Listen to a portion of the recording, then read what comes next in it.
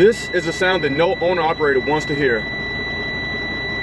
Keep watching till the end. We're going to figure out why we're not building air pressure. So honestly, I really and truly don't know what I'm doing, but I'm going to try to figure it out.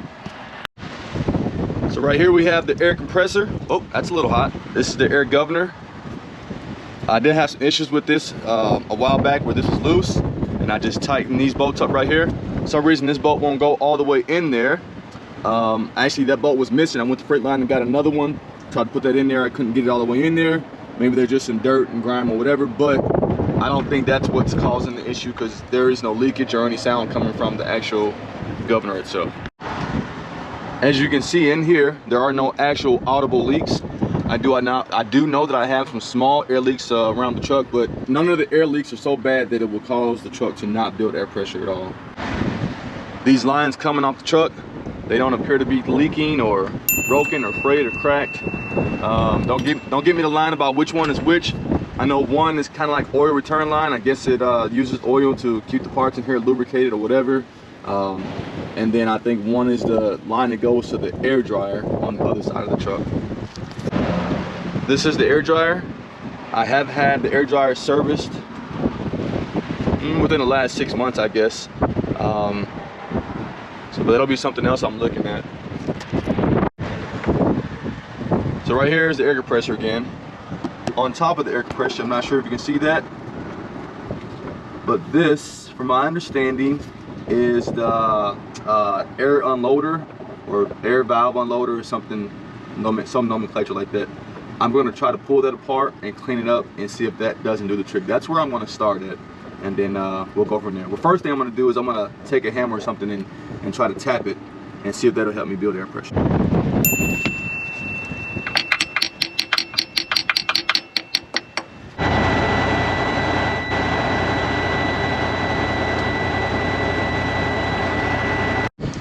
Alright, so that did not do the trick.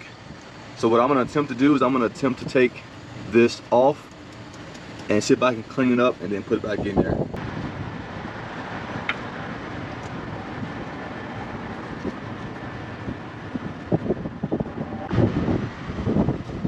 So this is what it looks like once you get the cap off. This is the actual cap right here. And as you can see, there's a gasket that goes around there that appears to be deteriorated. That might be my issue. I can see if I can order another one, but honestly, I don't know if there will be any place open today where I can order one, but we're gonna do our best. So we got that completely off. See in there. And this is what it looks like. I mean, pretty straightforward. Got the spring, kind of like plunger, I guess. It just kind of goes right there. I mean, other than that gasket kind of being missing or frayed or whatever, I don't know. I mean, I guess something that small can actually keep you from building air. I'm gonna clean it up and try to put it back in there and see what happens. All right, now that I've got this cleaned up, I'll drop it back in there. It's got a little spring action to it, which it did before. I guess one of the ways you can tell if it's faulty or whatever, if it's not springing. So, but it was springing before, so I don't really think that's going to fix the problem. Oh, by the way, this is a Detroit 60 14 liter 2007 Freightliner Columbia. So let's put this back together. I mean, like I said, there's a gasket that goes right there. You can see how it's missing, so or some of it is missing. They do have a rebuild kit for this, or a replacement kit. If this doesn't work, I'm gonna check some other things, and then I'll see if I can find somewhere to possibly order one of those. Next, I'm probably going to try to bypass the air dryer and see if that'll do the trick. All right, so we have the unloader back in place. Now we're gonna go start the truck up and see what happens. So as you can see, that didn't work. Truck's still not building air pressure. Then in the process, the check engine light comes on.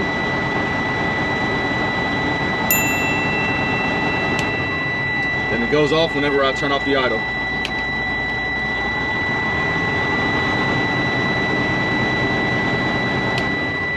Back to the drawing board. All right, so far, I found the solution. Try something here. Now, my cord to my wet air tanks doesn't really work. I've been meaning to get it replaced. I haven't. So normally you're supposed to drain your air tanks at the end of every day.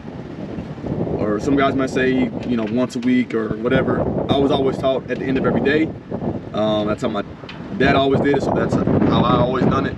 But this isn't working, so what normally happens is about once a week, I get under here and I turn that air drain right there and it lets a lot of water out. So we're gonna see if maybe that's the reason why I'm not building air pressure, because there's too much water in the system. It's not cold outside, and I just did this a few days ago, but we'll give it a shot and then dig into some other things. Try my best not to call the service truck out here.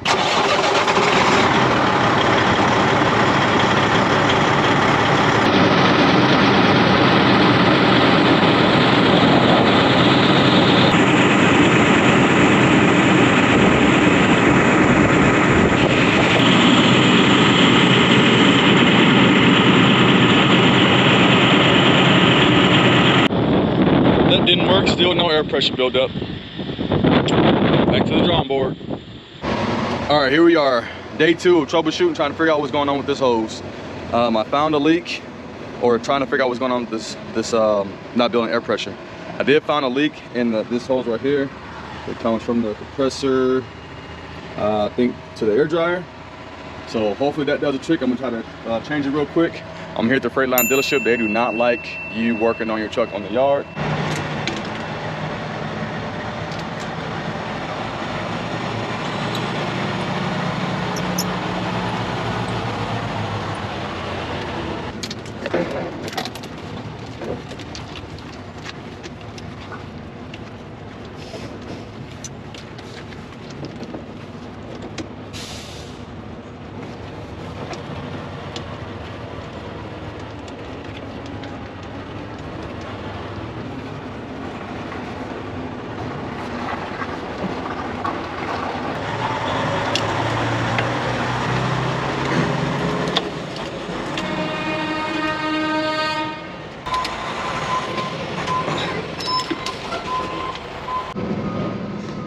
Underneath the truck right now, this is the other insulated hose. This time I got to break this zip tie, figure out a way to get an adjustable wrench around it, get that off, put the other one on, and hopefully be on our way. All right, so we got the old hose off on the bottom also. This is it right here. Hose right there. Just use 2 adjustable wrenches, get that off. I hit my funny bone while I was down here, trying to get something loose on the ground, and let me tell you, that was not funny.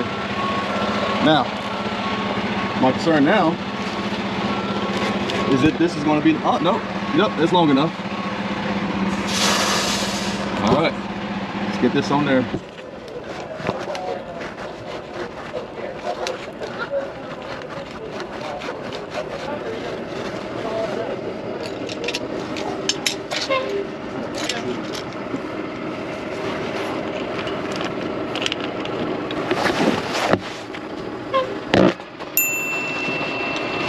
That's hot.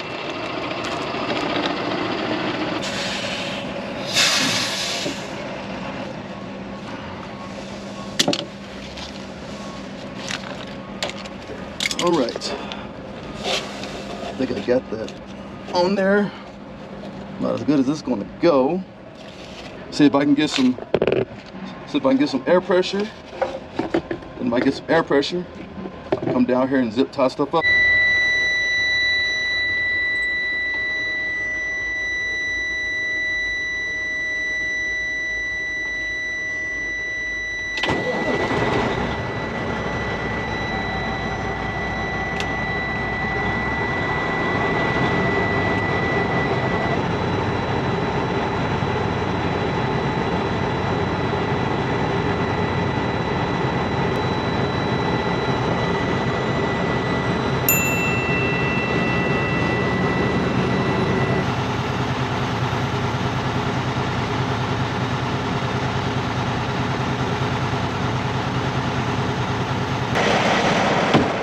All right, we figured it out. Woo! So it looks like that fixed the problem, and we're good to roll. She's doing all right. She's doing all right. I didn't get a chance to finish putting the zip ties on the bottom because apparently Freightliner called the cops on me. One of the guys, he was real cool. He's like, hey man, you know, wrap up whatever you're doing, man, and get out of here because they just called the cops on you. Down the load, I probably will go ahead and replace the governor also, but replacing that hose will be enough to get me down the road. I'm gonna keep an eye on my air dry and make sure it's purging like it's supposed to. And one thing at a time, you know, go from there. But anyways, I hope you guys liked the video. I hope that it was kind of informative. I am no mechanic, but I know that it's a lot cheaper for me to at least give it a shot and try to fix little things on the truck, you know, over getting somebody else to do it. Certain things I will give a shot. I just had the turbo replaced not too long ago. I didn't tackle that job. I mean, maybe I could have, but it just seemed a little bit too much for me. Maybe just, you know, kind of a little overwhelming, you know. But like I said, I do try to save money and try to learn about the truck as much as I can, and you know, replace the things that I think I can. So anyways, hit that like, subscribe, notify all, and you guys know the deal. Hard times don't last, hard truckers do. It's not about how much you make, it's about how much you keep, and last but not least, stay smooth, my friends.